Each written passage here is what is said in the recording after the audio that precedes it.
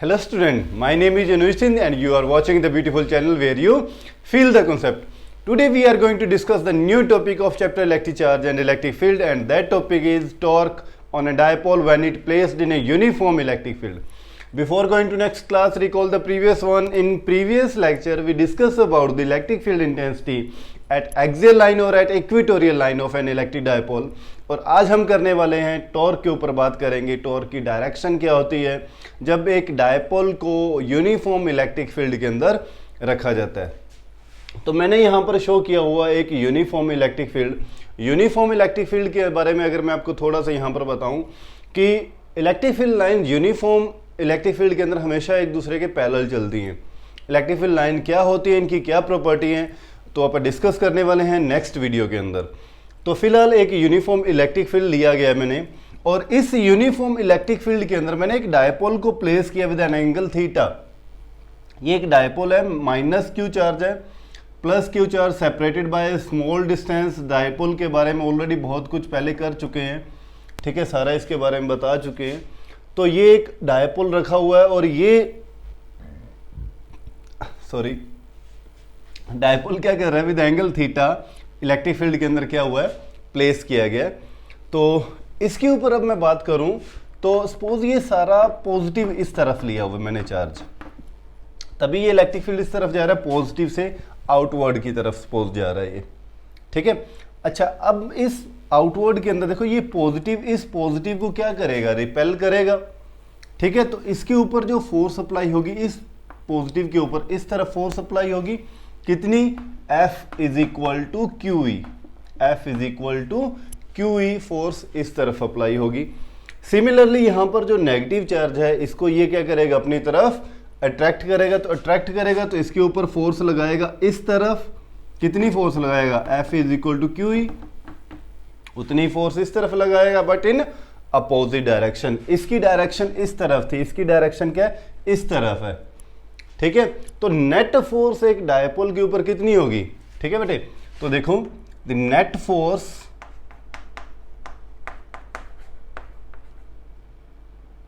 क्या लिख रहे हैं पांडे जी आप, the net force on an electric dipole, तो कितनी होगी net force, F net is equal to, हाँ जी, एक फोर्स इस तरफ लग रही है तो इसको लिखेंगे अपन F इज इक्वल टू कितनी है अपने पास, क्यू ई, ठीक है। एक फोर्स इस तरफ लग रही है इस डायपोल पे, बट ये अपोजिट डायरेक्शन के अंदर। देखो यहाँ पर दोनों का मैग्नीट्यूड सेम है तो दोनों की फोर्सेस का जो मैग्नीट्यूड होगा वो भी सेम है। दो चार्जेस का मैग्नीट्यूड सेम होने की वजह से फोर्सेस जो अप्लाई होंगी वो भी क्या होंगी, सेम मैग्नीट्यूड की होंगी, क्योंकि कांस्टेंट इलेक्ट्रिक फील्ड है यहाँ पर दोनों के केस में, ठीक है। अच्छा, इसमें इस तरफ फोर्स की डायरेक्शन क्या अपोजिट है और अपोजिट डायरेक्शन को नेगेटिव साइन से रिप्रेजेंट करते हैं।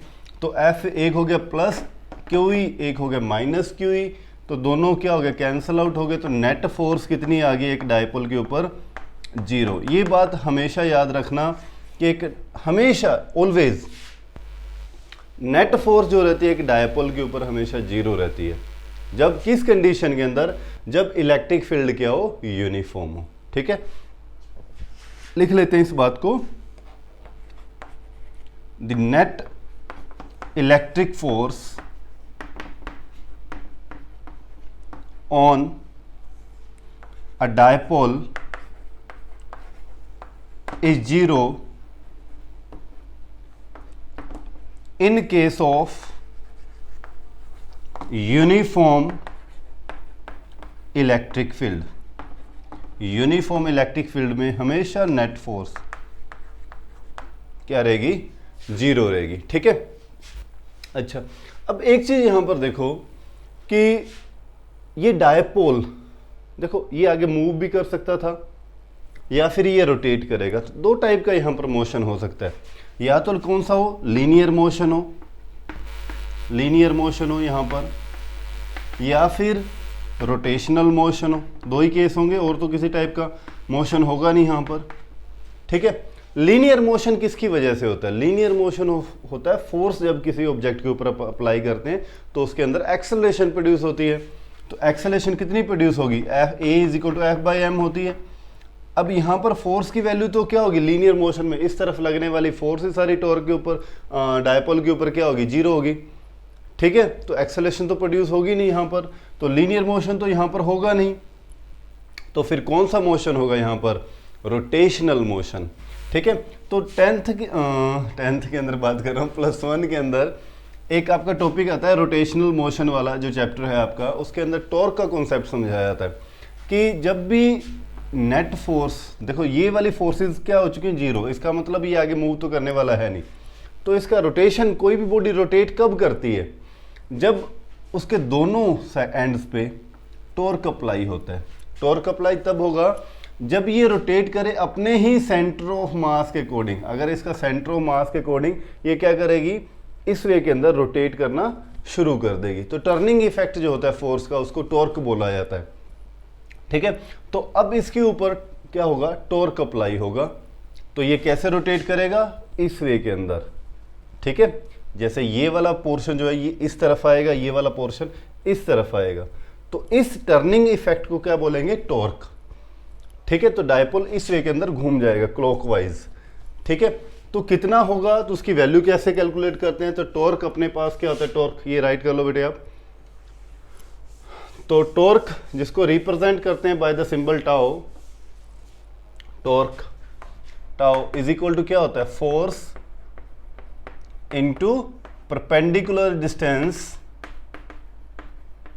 Between two forces. जो दोनों फोर्सेस लग रही हैं एक डायपोल के ऊपर, इन दोनों फोर्सेस के बीच में परपेंडिकुलर डिस्टेंस, उसकी बात मैं कर रहा हूं यहां पर। ठीक है, तो tau is equal to force into perpendicular distance. कौन सा है, ये वाला परपेंडिकुलर डिस्टेंस, इस फोर्स में और इस फोर्स में ये जो डिस्टेंस है परपेंडिकुलर डिस्टेंस, इसकी बात कर रहे हैं। तो इसको नाम दे देते हैं, इस पॉइंट को ए, इस पॉइंट को नाम दे देते हैं बी, और इस पॉइंट को नाम दे देते हैं सी। ठीक है, तो परपेंडिकुलर डिस्टेंस कौन सा हो गया, ए सी।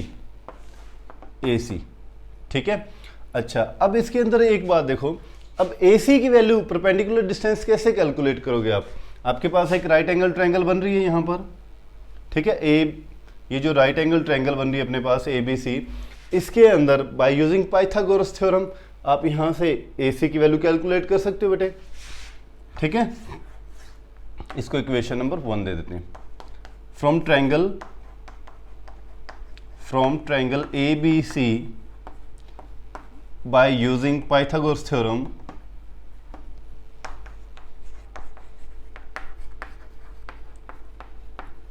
क्या होगा, अच्छा AC आपको निकालना है, BC आपको पता है, तो परपेंडिकुलर बाय हाइपोटेनियस क्या होता है, perpendicular by hypotenuse sine theta, है ना, साइन थीटा। तो यहां से AC इज इक्वल टू क्या होगा, BC साइन थीटा, और BC की वैल्यू अपने पास पता है, BC की वैल्यू कितनी है 2L, तो AC की वैल्यू कितनी आ गई, AC is equal to 2L sine theta. AC की वैल्यू कितनी आ गई, 2L sine theta.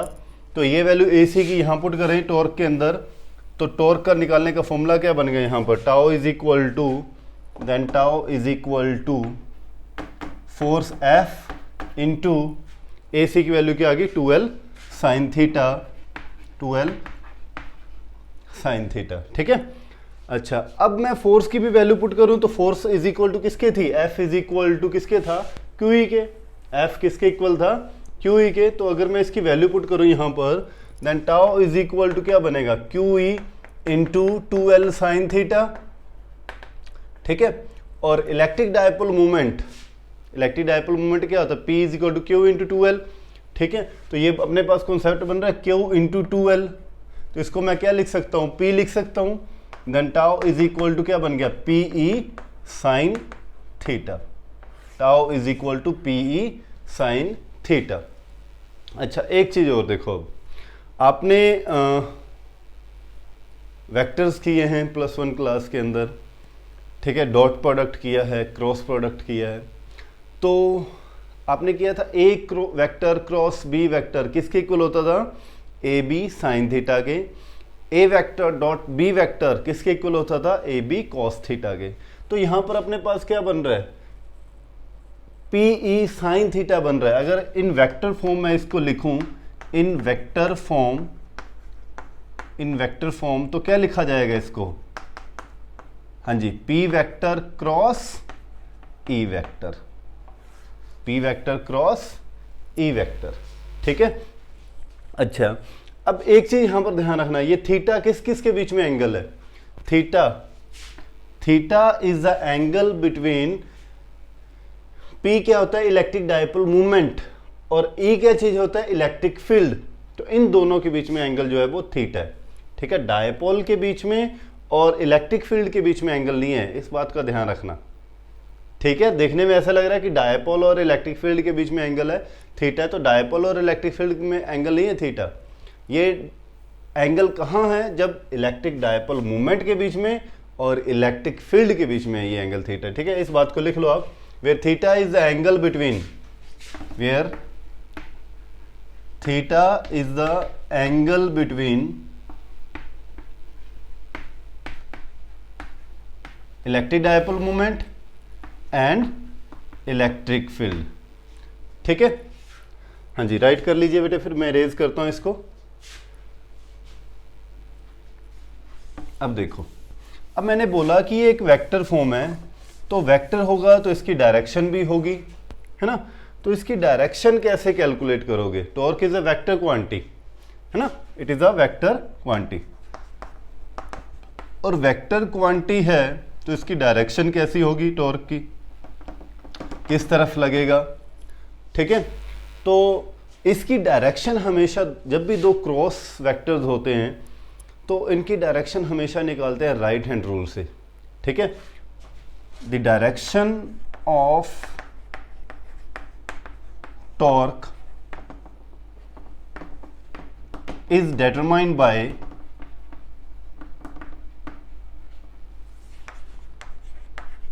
Right hand rule, right hand thumb rule भी आप बोल सकते हो, राइट हैंड रूल भी बोल सकते हो, ठीक है। तो इस वे के अंदर देखो,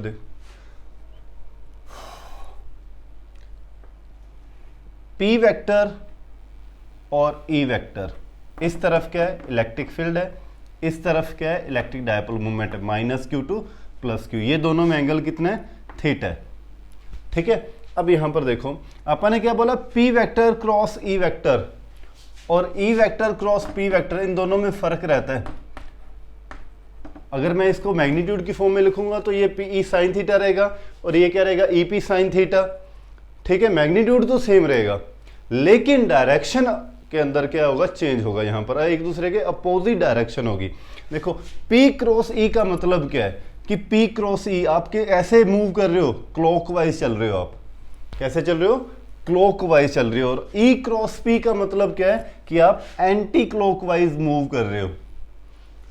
ई क्रॉस पी का मतलब क्या होगा, एंटी क्लॉकवाइज, पी क्रॉस ई का मतलब क्लॉकवाइज, ठीक है। और अपने पास यहां पर क्या है, पी क्रॉस ई है, क्लॉकवाइज, ठीक है। तो डायरेक्शन ऑफ रोटेशन जो होगा वो किस तरफ होगा, ये डायपोल किस तरफ रोटेट करेगा, क्लॉकवाइज घूमेगा ये यहां पर, ठीक है। इस वे के अंदर है ना, क्लॉकवाइज, ठीक है। तो यहां पर लिख रहा हूं मैं, the direction of rotation of dipole, the direction of rotation of dipole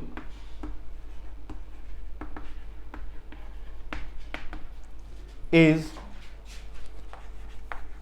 clockwise and direction of rotation अगर क्लॉकवाइज होती है तो टॉर्क की डायरेक्शन क्या होगी। तो ये थंब जो हमेशा रिप्रेजेंट करता है टॉर्क की डायरेक्शन को कि टॉर्क किस तरफ अप्लाई होगा। इस तरफ चल रहा है तो ये यहाँ पर इस तरफ होगा इनटू द प्लेन, ठीक है। और अगर ई क्रॉस पी चल रहे हैं तो ये इस तरफ होगा बाहर की तरफ। तो ये हमेशा प्लेन के क्या रहता है, परपेंडिकुलर रहता है। प्लेन मतलब कोई भी अपने पास एक्स और वाई है, एक प्लेन है आपके पास और उसके हमेशा जेड डायरेक्शन की तरफ टॉर्क की वैल्यू होगी हमेशा, ठीक है। तो the direction of torque is always perpendicular to the plane. The direction of torque is always perpendicular to the plane, perpendicular to the plane. तो साथ साथ बेटे नोट्स बनाते जाना, कहीं भी प्रॉब्लम आए तो आप मेरे साथ शेयर करना, ठीक है। हाँ जी, राइट कर लो, फिर आगे चलते हैं। थोड़ा सा कॉन्सेप्ट और रह गया इसके अंदर।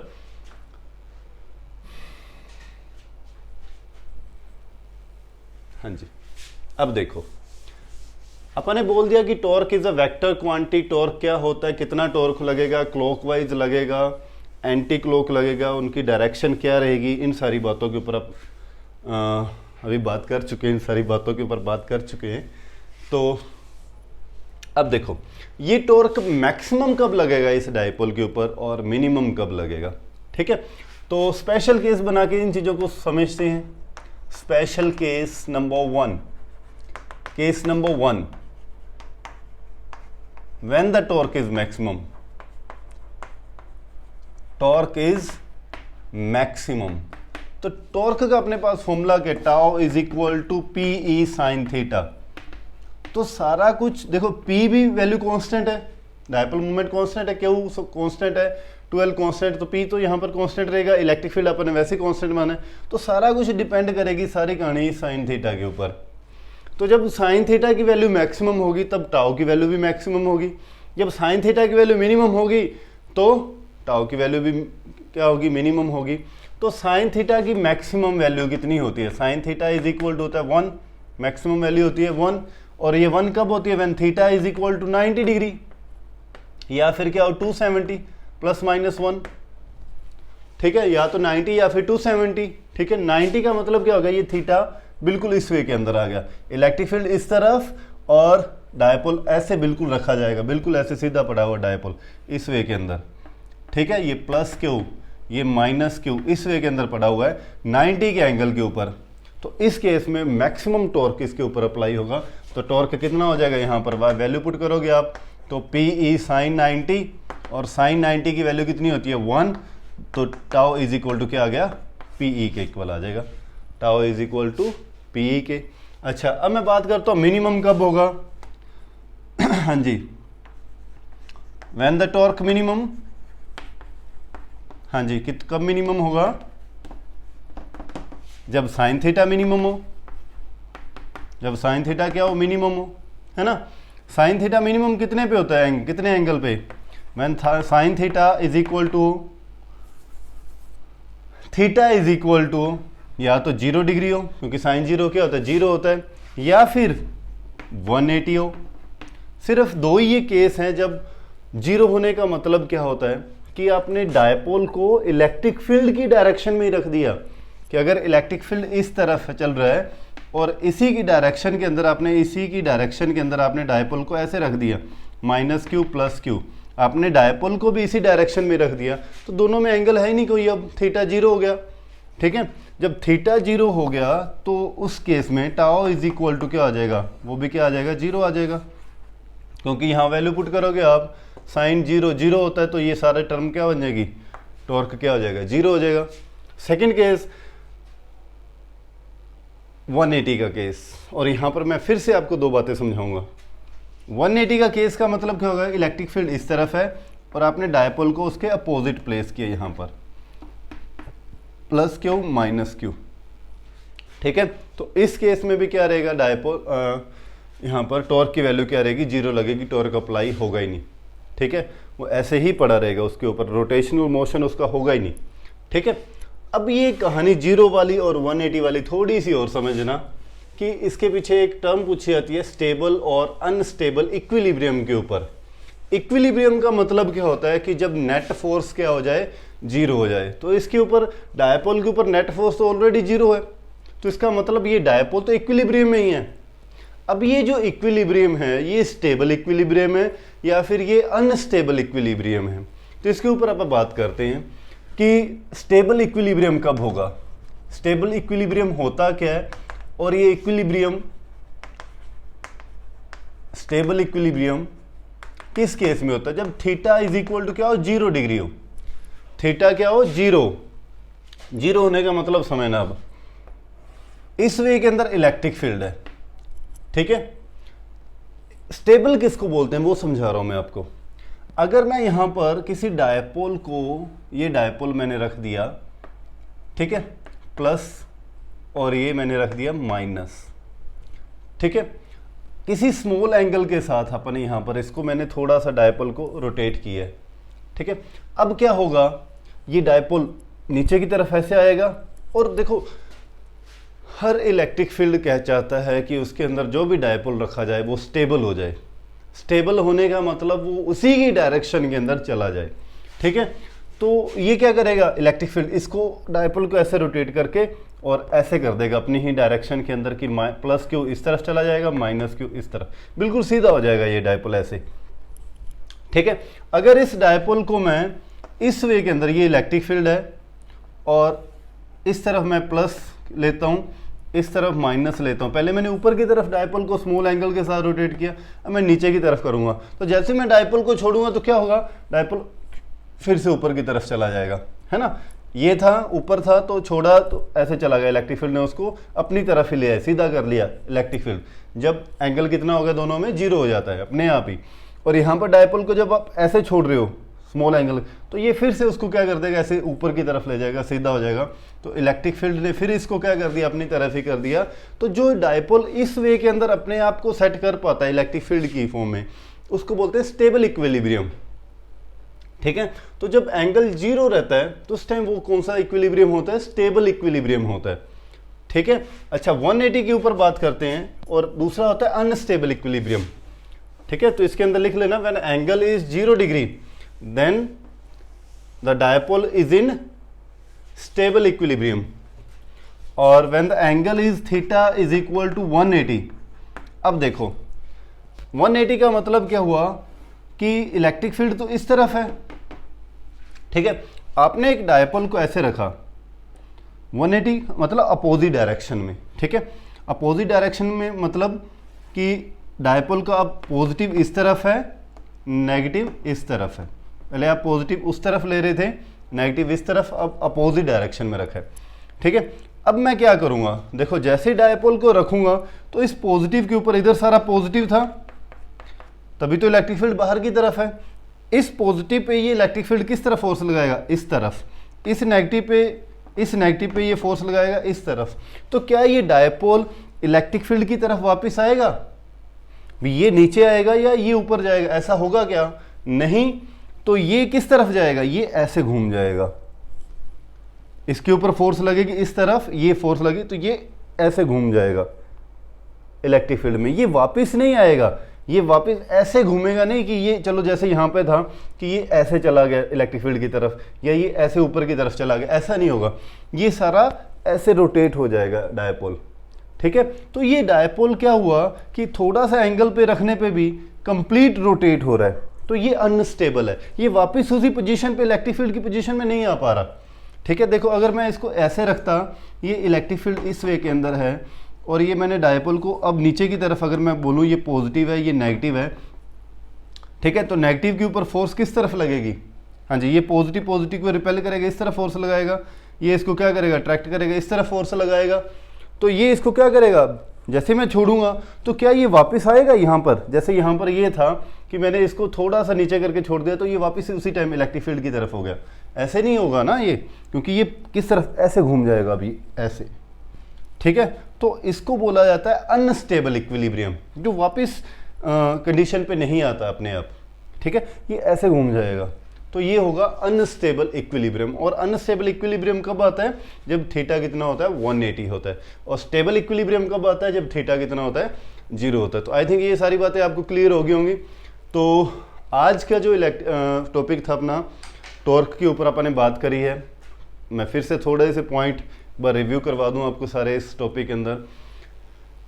टॉर्क जब एक डायपोल को यहाँ रखेंगे तो उसके ऊपर नेट फोर्स क्या रहेगा, हमेशा 0 होता है। तो सिर्फ इसके अंदर रोटेशनल मोशन होता है जो टॉर्क की वजह से होता है।